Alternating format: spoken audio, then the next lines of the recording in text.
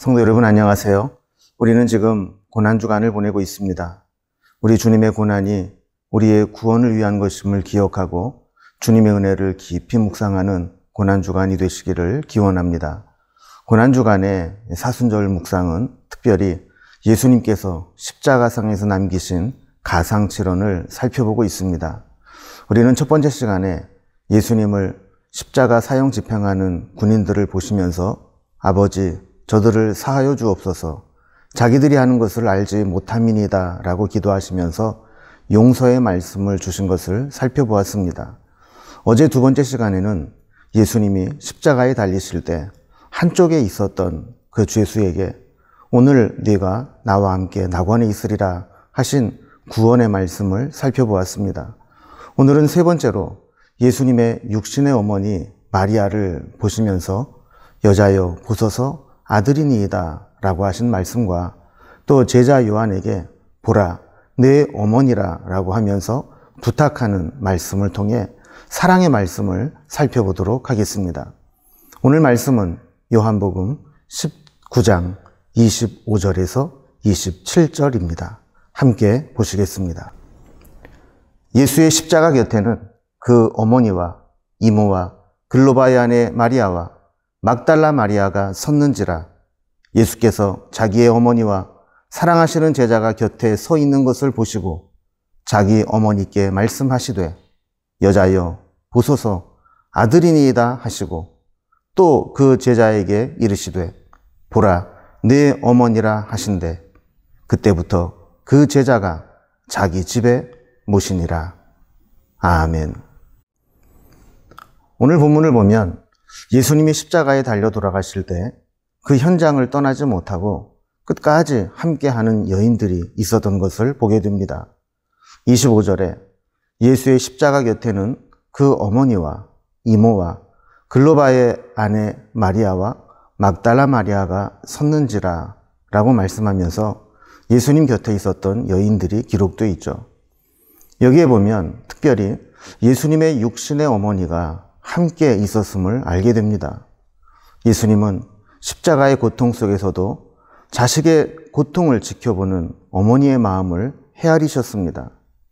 마리아는 이미 예수님이 재판받는 모습, 또 채찍질 당하는 모습, 골고다 언덕을 십자가를 지고 올라가시는 모습, 그리고 마침내 십자가에 달리시는 모습, 그러면서 사람들의 멸시와 조롱과 수치를 당하는 것을 다 지켜보았을 겁니다.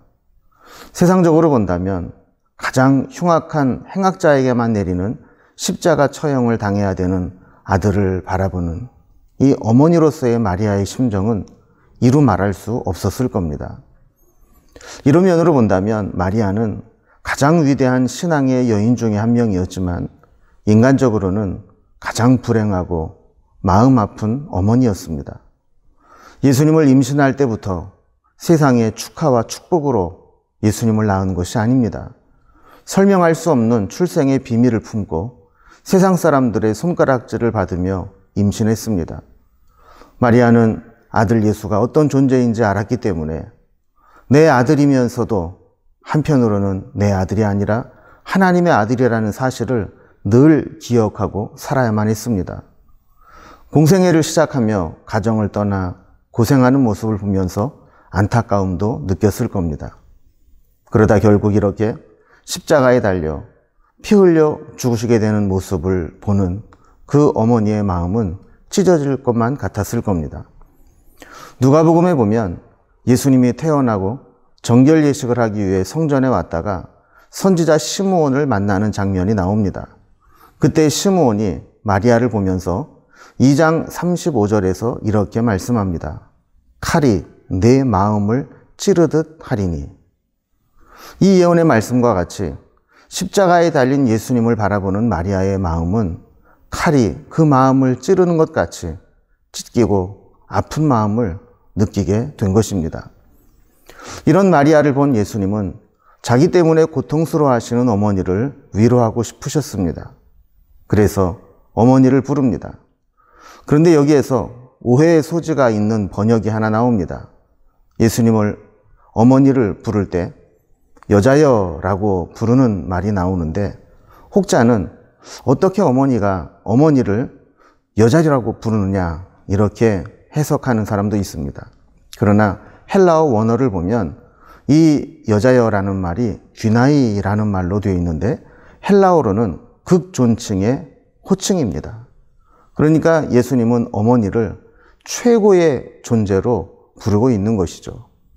그리고 아들이니이다 라고 이야기하는 것은 제가 아들입니다. 저 괜찮습니다. 이것은 하나님의 뜻을 이루는 길입니다. 이러한 마음을 이 한 단어에 담겨서 표현하고 있는 겁니다. 그리고 27절에 보면 사랑하시는 제자로 표현된 요한에게 어머니를 부탁합니다. 그 제자에게 이르시되 보라 내 어머니라 하신대 그때부터 그 제자가 자기 집에 모시니라 라고 기록되어 있습니다. 예수님은 요한에게 마치 자기 어머니처럼 마리아를 모셔달라고 부탁합니다. 요한은 예수님의 말씀에 순종합니다. 여기에는 그냥 자기 집에 모셨다라고 되어 있는데 유대 교회사가인 유세비우스에 따르면 60년경 사도 요한이 마리아를 모시고 예루살렘에서 에베소로 이사 간 것으로 알려져 있습니다. 지금도 에베소에 가면 이 마리아를 모셨던 집이라고 알려진 곳이 있죠. 요한은 끝까지 예수님 말씀에 순종하며 마리아를 책임지는 모습을 보인 겁니다. 그런데 그곳에 오래 있다 보니 오해를 살 만한 일이 후대에 벌어지게 됩니다. 세월이 흐른 뒤 431년 에베소에서는 에베소 공의회라고 하는 큰 종교 회의가 열렸는데 이때 많은 논쟁들이 있었습니다.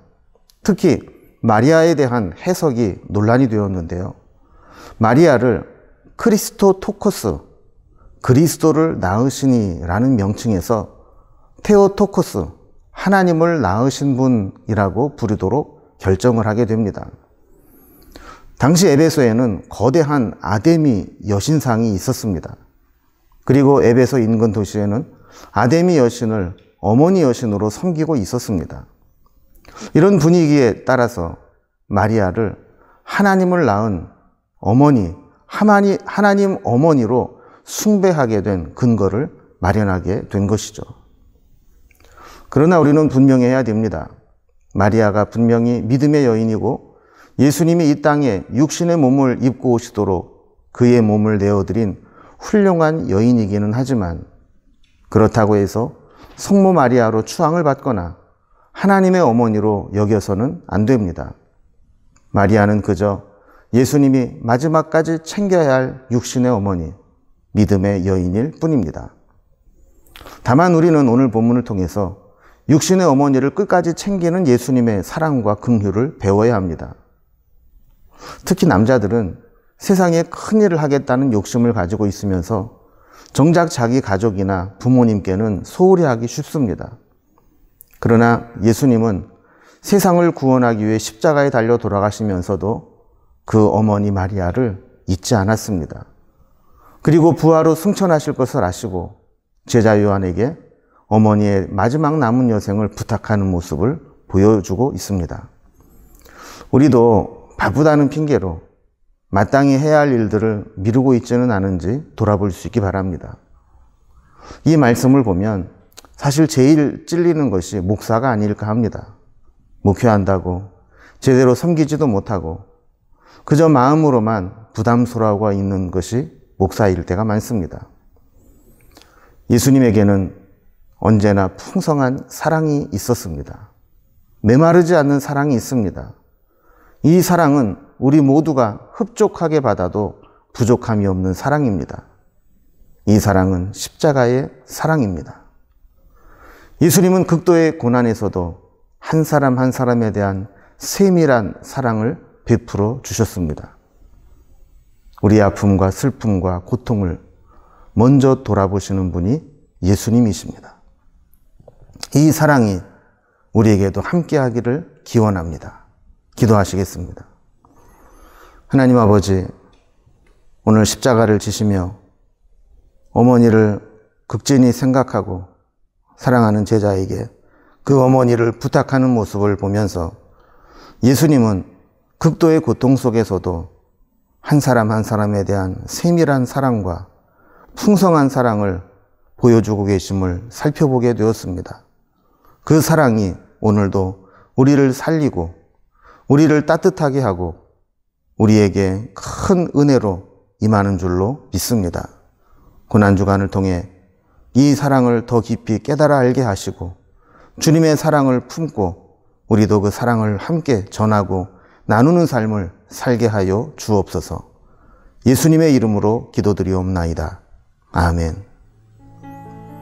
사랑하는 성도 여러분, 예수님은 십자가에서 지극한 사랑의 말씀을 남기셨습니다. 우리도 그 사랑을 기억하고 나를 사랑하시고 나를 세밀하게 지키시는 그 주님을 바라보며 오늘도 믿음으로 승리할 수 있기를 바랍니다. 오늘도 주님과 동행하시고 내일 다시 만나 뵙도록 하겠습니다.